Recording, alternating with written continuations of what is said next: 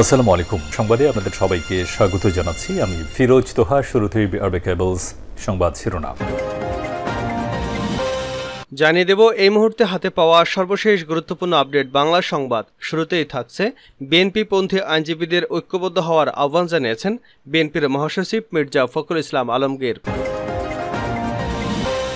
এবারে জানাবো বাবার মৃত্যুর ৩০ মিনিট পর মেয়ের আত্মহত্যা। নোয়াখালী সদর উপজেলায় বাবার রহস্যজনক মৃত্যুর ৩০ মিনিট পরে গলায় ফাঁস দিয়ে তার এক মেয়ে আত্মহত্যা করেছেন। জানাবো পরাজিত হয়ে কার্যালয়ের আসবাবপত্র নিয়ে গেলেন পরাজিত চেয়ারম্যান। সিলেটের কোম্পানীগঞ্জ উপজেলা পরিষদ নির্বাচনে পরাজিত চেয়ারম্যান প্রার্থীর অফিস কার্যালয়ে ডেকোরেশন ভেঙে সকল ধরনের আসবাবপত্র মালামাল নিয়ে যাওয়ার একটি ভিডিও সামাজিক যোগাযোগ মাধ্যমে বেশ ভাইরাল হয়েছে। এ নিয়ে সমালোচনার ঝড় বইছে সর্বত্র। নেটিজেনরা সামাজিক যোগাযোগ মাধ্যমে ফেসবুকে এই ভিডিও আপলোড করে নানা ধরনের মন্তব্য করছেন।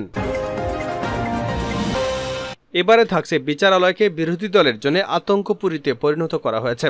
বিএনপির সিনিয়র যুগ্ম মহাসচিব রুহুল কবির রিজভী বলেছেন, ক্ষমতা দখলে রেখে অনন্তকাল ক্ষমতায় থাকার অসৎ অভিপ্রায় বিএনপি নেতাকর্মীদের বিনাশ করার জন্য সরকার বিচার বিভাগকে হাতিয়ার হিসেবে ব্যবহার করছে। যে বিচারালয় ছিল মানুষের শেষ আশ্রয়স্থল, সেই বিচারাঙ্গনকে পরিণত করা হয়েছে আওয়ামী স্বর্গ আর বিরোধীদের জন্য অবিচার ও আতঙ্কপুরীতে। এদিকে মালয়েশিয়াগামী শ্রমিকদের সঙ্গে প্রতারণার মাধ্যমে হাজার হাজার কোটি টাকা হাতিয়ে নেওয়া সিন্ডিকেটদের সঙ্গে জড়িতদের গ্রেপ্তার এবং ভুক্তভোগীদের ক্ষতিপূরণের দাবি জানিয়েছে গণঅধিকার পরিষদ। এবং সর্বশেষ জানাবো আন্তর্জাতিক সংবাদ। ইরাকি যোদ্ধাদের ভয়ে ইসরায়েলের ঘুম হারাম। নজর ঘোরালেই সীমানার ওপারে শত্রু।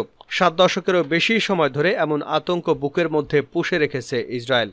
অবৈধ রাষ্ট্রের অস্তিত্ব টিকিয়ে রাখতে অন্য দেশ থেকে ইহুদিদের উড়িয়ে এনে ফিলিস্তিনের ভূখণ্ডে একটু একটু করে গিলে খাচ্ছে দেশটি, কিন্তু কখনো শান্তির দেখা মেলেনি তাদের। এতক্ষণ শিরোনাম শুনছিলেন, এবার বিস্তারিত। প্রিয় দর্শক, আপনি যদি এই চ্যানেলে নতুন হয়ে থাকেন, ভিডিওটি দেখতে দেখতে চ্যানেলটি সাবস্ক্রাইব করে আমাদের সঙ্গে থাকুন। আর এই ভিডিও সম্পর্কে আপনি আপনার মূল্যবান মতামতটি কমেন্ট বক্সে জানিয়ে দিন। আর হ্যাঁ প্রিয় দর্শক, জানিয়ে দিন ভিডিওটি কোথা থেকে দেখছেন। বিএনপিপন্থী আইনজীবীদের ঐক্যবদ্ধ হওয়ার আহ্বান মির্জা ফখরুলের। বিএনপির মহাসচিব মির্জা ফখরুল ইসলাম আলমগীর বিএনপিপন্থী আইনজীবীদের ঐক্যবদ্ধ থাকার আহ্বান জানিয়ে বলেছেন, আপনারা ঐক্যবদ্ধ থাকবেন। আমাদের অনৈক্যের কারণে আজ ঢাকা আইনজীবী সমিতি আমরা পাচ্ছি না। সুপ্রিম কোর্ট বার নির্বাচনে আমাদের 4 জন নির্বাচিত হয়েছেন, আমরা সভাপতি পেয়েছি। শহীদ রাষ্ট্রপতি জিয়াউর রহমানের 43তম শাহাদাত বার্ষিকী উপলক্ষে ঢাকা আইনজীবী সমিতি ভবনে জাতীয়তাবাদী আইনজীবী ফোরাম ঢাকা বার ইউনিটের ব্যানারে আয়োজিত দোয়া মাহফিল ও তবারক বিতরণ অনুষ্ঠানের প্রধান অতিথির বক্তব্যে তিনি এসব কথা বলেন। এ সময় তিনি আরও বলেন, আমাদের এখনও এমন কিছু প্রতিষ্ঠান আছে, সেগুলোতে আমরা যদি থাকতে পারি তাহলে আমরা আমাদের নাগরিক এবং কর্মীদের পাশে দাঁড়াতে পারব। মির্জা ফখরুল ইসলাম আইনজীবীদের উদ্দেশ্যে বলেন, আপনারা দেশের সবচেয়ে সচেতন নাগরিক। আইনের শাসন এবং গণতন্ত্র প্রতিষ্ঠায় আপনারা অগ্রণী ভূমিকা পালন করেন। এজন্য আপনারা নির্যাতিত হয়েছেন। এগুলো মনে করে আমাদের ঐক্যবদ্ধ হতে হবে। বিভক্তি আমাদের আরও বিভক্ত ও ব্যর্থতার দিকে ঠেলে দেবে। তিনি বলেন, শহীদ রাষ্ট্রপতি জিয়াউর রহমান বাংলাদেশের জাতীয়তাবাদ দিয়ে বিভক্ত জাতিকে ঐক্যবদ্ধ করেছিলেন। বাবার মৃত্যুর 30 মিনিট পর মেয়ের আত্মহত্যা। নোয়াখালী সদর উপজেলায় বাবার রহস্যজনক মৃত্যুর 30 মিনিট পর গলায় ফাঁস দিয়ে এক মেয়ে আত্মহত্যা করেছেন। বুধবার সকালে নোয়াখালীর পৌরসভার 2 নম্বর ওয়ার্ডের উকিলপাড়া নরেশ চন্দ্রদের বাড়িতে ঘটনা ঘটে। দুপুরের দিকে 250 শয্যা বিশিষ্ট নোয়াখালী জেনারেল হাসপাতালে ময়নাতদন্ত শেষে মরদেহ দুটি পরিবারের কাছে হস্তান্তর করা হবে। নিহতরা হলেন নোয়াখালী পৌরসভার 2 নম্বর ওয়ার্ডের উকিলপাড়া নরেশ চন্দ্র দে এবং তার মেয়ে তিশা দেব। পুলিশ ও স্থানীয় সূত্রে জানা যায়, নিহত নরেশ চন্দ্রের মেয়ে তিশা ফেনীর একটি কলেজে পড়ত। পড়ালেখা অবস্থায় সে এক মুসলিম বিয়ে করে। বিষয়টি তার বাবা জানতে পেরে তাকে ফেনী থেকে নোয়াখালী জেলা শহর মাইজদির নিজ বাড়িতে নিয়ে আসে। মঙ্গলবার রাতে মেয়েকে স্বামীর সঙ্গে সব সম্পর্ক ছিন্ন করতে বোঝানোর চেষ্টা করেন বাবা, কিন্তু মেয়ে তার স্বামীর পক্ষে অনড় ছিল। খোঁজ নিয়ে জানা যায়, বুধবার সকাল 8:30টার দিকে নিহতের ছোট ছেলে স্কুলে যাওয়ার সময় বাবার কাছে টাকার জন্য গেলে তার নিথর দেহ দেখতে পায়। পরে তার চিৎকার শুনে পরিবারের অন্য সদস্যরা এগিয়ে আসে। তিশার বাবার এই অবস্থা দেখে পরিবারের সদস্যদের অগোচরে আলাদা একটা কক্ষে গিয়ে গলায় ওড়না পেঁচিয়ে ফাঁস দেয়। পরে পরিবারের সদস্যরা দরজা ভেঙে তার মরদেহ উদ্ধার করে। খবর পেয়ে দুপুর 1:30টার দিকে পুলিশ ঘটনাস্থলে গিয়ে মরদেহর সুরতহাল সম্পন্ন করে। সুদারাম থানার ওসি মীর মাজিদুল ইসলাম জানান, নরেশ কিডনিজনিত রোগী ছিলেন। তিনি বাসায় ডায়ালাইসিস করতেন। তার মেয়ে ফেনী কলেজে পড়তো, সেখানে এক মুসলিম ছেলেকে বিয়ে করে। বিষয়টি তিনি ভালোভাবে নেয়নি। ওসি রনি আরও বলেন, ধারণা করা হচ্ছে এ বিষয় নিয়ে সৃষ্ট জটিলতার এক পর্যায়ে মেয়েটির বাবা হার্ট অ্যাটাক করে মারা গেছেন। পরে মেয়েটি আত্মহত্যা করেন। পরাজিত হয়ে কার্যালয় থেকে আসবাবপত্র নিয়ে গেলেন চেয়ারম্যান। সিলেটের কোম্পানীগঞ্জ উপজেলা পরিষদ নির্বাচনে পরাজিত চেয়ারম্যান প্রার্থী অফিস কার্যালয় ডেকোরেশন ভেঙে সকল আসবাবপত্র ও মালামাল নিয়ে যাওয়ার একটি ভিডিও সামাজিক যোগাযোগ মাধ্যমে বেশ ভাইরাল হয়েছে। এ নিয়ে সমালোচনা ঝড় বইছে সর্বত্র।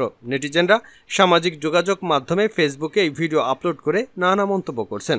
ভাইরাল হওয়া ওই ভিডিওতে দেখা যায় কোম্পানীগঞ্জ উপজেলা পরিষদের চেয়ারম্যানের কক্ষে কয়েকজন শ্রমিক হাতুড়ি দিয়ে অফিসের ডেকোরেশন ভাঙছেন। এ সময় অফিসের পূর্ববর্তী চেয়ারম্যানদের নামফলক এবং এসির লাইন খুলে ঝুলন্ত অবস্থায় রুমে পড়ে থাকতে দেখা যায়। এছাড়া চেয়ারম্যানের কার্যালয়টিতে কয়েকটি চেয়ার ছাড়া আর কোনো আসবাবপত্র দেখা যায়নি। খোঁজ নিয়ে জানা গেছে, কোম্পানীগঞ্জ উপজেলা পরিষদ নির্বাচনে বর্তমান চেয়ারম্যান শামীম আহমেদ শামীম ৬,০১৫ ভোটে মোহাম্মদ মজির উদ্দিনের কাছে পরাজিত হন। নির্বাচনের পরাজয়ের পর থেকে তিনি নিয়মিত অফিস করেননি। মঙ্গলবার সকাল 11:30টায় ৮ জন শ্রমিক নিয়ে নিজে এসে অফিসে ডেকোরেশন খোলার কাজ শুরু করেন। বিকেল ৩টার দিকে অফিসের চেয়ার, টেবিল, সোফার সেট, কাঠের আলমারি, শোকেস সহ সকল আসবাবপত্র ট্রাকে করে নিয়ে যান।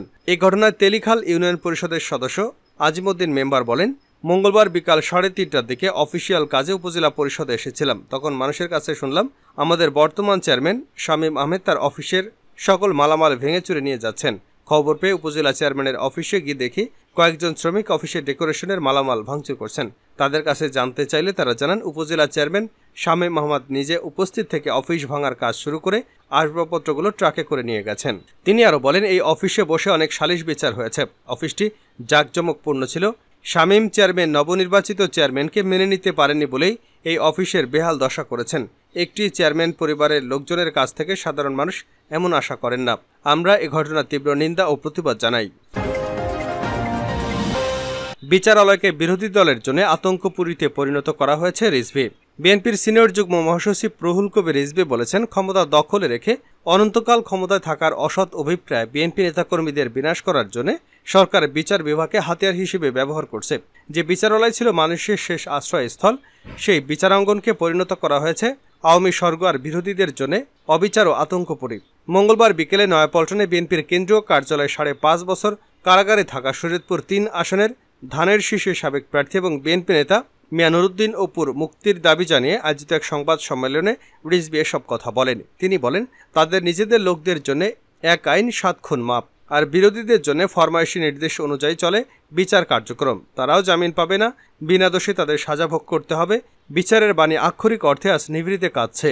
আওয়ামী লীগ সাধারণ সম্পাদক ওবায়দুল কাদেরের সমালোচনা করে রিজভী বলেন, ওবায়দুল কাদের কি ডানে বামে তাকিয়ে কথা বলছেন, নাকি আপনাদের স্বভাবসুলভ ডাহা মিথ্যার আশ্রয় নিয়েছেন?